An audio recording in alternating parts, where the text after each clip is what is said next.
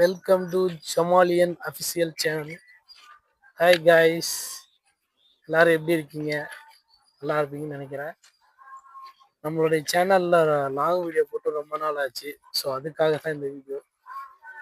இதுதான் எங்கள் வீடு.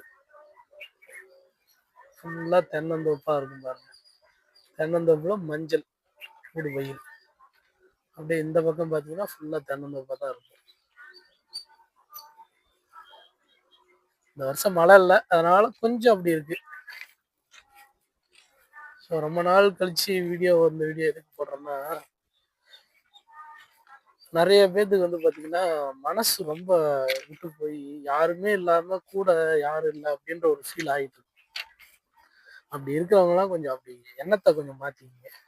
ஏன் நான் சொல்கிறேன்னா, எனக்கும் கொஞ்ச நாளைக்கு முன்னாடி அப்படி ஒரு இன்சிடென்ட் நடந்தது. அதை அவங்க கூட ஷேர் பண்ணலான்னு தான் இப்போ இந்த வீடியோ போட்டுருக்கேன். 2016 நானும் இப்படி ஃபீல்டு ஒர்க் போவேன். நான் ஒரு அக்ரி ஆஃபீஸர்ன்றதால ஃபீல்டு ஒர்க்கு போயிட்டு ஒரு கம்பெனியில் வேலை செஞ்சுட்டு இருக்கும்போது காலையில் ஏர்லியாக ஒரு 5 மணிக்கெலாம் கேம்பெயின் வெஹிக்கிள் எடுத்துகிட்டு நான் என் கூட வேலை செய்கிற பையன் டிரைவர் 3 பேரும் போயிருந்தோம். அன்னைக்கு காலையில் 5 மணிக்கே கிளம்புறதால எங்களால் சரியாக சாப்பிட கூட முடியல. மத்தியானம் 2 மணிக்கு சரி சாப்பிட்றலாம் அப்படின்ட்டு பிரியாணி வாங்கிட்டு லஞ்சு சாப்பிட்லான்ட்டு அவுட்ரு போயிட்டோம். கொஞ்சம் ஒரு 22 கிலோமீட்டர் தூரம் தள்ளி ஒரு வில்லேஜுக்குள்ளே ஃபாரஸ்ட்டுக்குள்ளே போயிட்டுன்னு வச்சுக்கோங்களேன். அங்கே போயிட்டு சாப்பிட்லாம் அப்படின்ட்டு 3 பேரும் உட்காந்து, அங்கே ஒரு கட்டட வேலை நடந்துட்டு இருந்தது. அங்கே உட்காந்து சாப்பிட்லாம் அப்படின்ட்டு அங்கேயே உட்காந்து 2 பேரும் சாப்பிட ஆரம்பிச்சிட்டாங்க. நான் மட்டும் சாப்பிடல. சரி, கொஞ்சம் எழுத்து வேலை இருந்துச்சு. அதாவது இந்த டிஏ பில்லுன்னு சொல்லுவாங்க இல்லைங்களா, அதை எழுதி வச்சுட்டு சாப்பிட்லாம் அப்படின்னு சொல்லிட்டு நான் எழுதிட்டு இருந்தேன். அவங்க 2 பேரும் சாப்பிட்டாங்க. அது கேம்பெயின் வெஹிக்கிள்ன்றதால ஓப்பன் பிளேஸாக இருக்கும் பின்னாடி. சரி, அதில் பிரியாணி வச்சுட்டு நீங்கள் எல்லாம் சாப்பிட்டுட்டுருங்க, நான் டிஏ பில்லை முடிச்சிடுறேன் அப்படின்ட்டு அன்றைக்கி கடைசி டேட்டுன்றதால அதை எழுதிக்கிட்டு இருந்தேன். எழுதிட்டு போய் பார்க்குறேன், பிரியாணி நாய் தின்னுட்டு இருக்கு. எனக்கு ஒரே கஷ்டமாக போயிடுச்சு. சரி, இன்னைக்கு நம்மளுக்கு எதுவும் கிடைக்கல, பிரியாணியும் கொடுத்து வைக்கல அப்படின்னு நினச்சிக்கிட்டு தண்ணி குடிக்கலான்ட்டு போயிடுறேன். கூட இருந்தவங்களாம் சிரித்தாங்க. முதல்ல சாப்பிட்ருக்கலாம்ல, சாப்பிட்ருந்தீங்கன்னா நேரம் பிரியாணி நாய் சாப்பிட்ருக்குமா அப்படின்னு சொல்லி கிண்டல் பண்ணிட்டு இருந்தாங்க.